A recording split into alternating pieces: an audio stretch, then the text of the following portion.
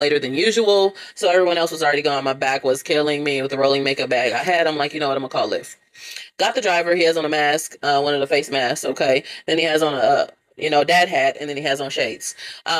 He was Korean. He was talking to me about school. He was like, "Hey, do you plan on working in the Asian shops after graduation?" I'm like, "No, I'm going to do my own thing. Nail school is a secondary thing for me. I'm actually a spiritual life coach. I do readings, cleansing, spell work, energy work. I study esoteric knowledge." I'm just chit chatting with him. So immediately he's quiet. And he's like, "So you're an old soul like me. You can see visions, and you've seen shadows, and you've seen many things since a kid." And I'm in the back seat staring at him through the rearview mirror like, "Yeah."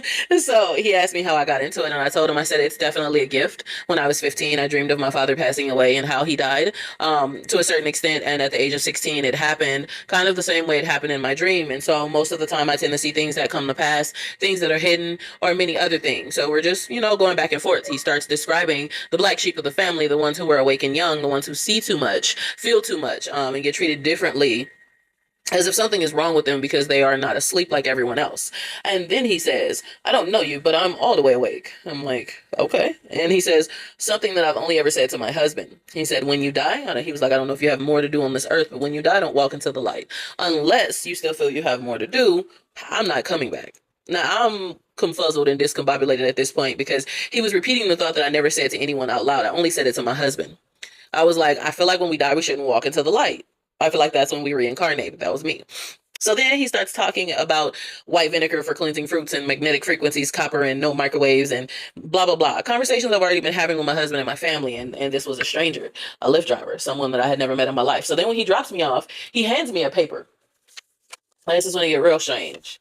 He says he only gives this to certain people that he feel called to give it to. And it was not Bible verses. It was not come to my church. It was a research list on the NWO, New World Order, Great Reset, COVID-19, P Gates, 13 families, supplements, immune system information, rabbit holes. Okay.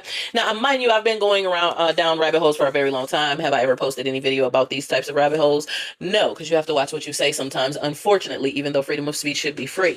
He told me he was under the radar, no social media, no public information. He was scared of sharing any part of himself, okay, that can basically come back on him. Now, right after that encounter, I didn't watch TikTok. I didn't do anything. I'm like, you know what? I don't want to see nothing. I got to go down these rabbit holes again. So Spirit flooded my Instagram.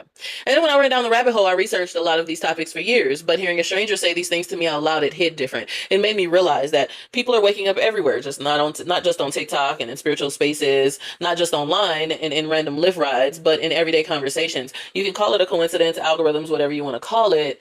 But sometimes life sends a stranger to repeat the things that you thought that you were too scared to say.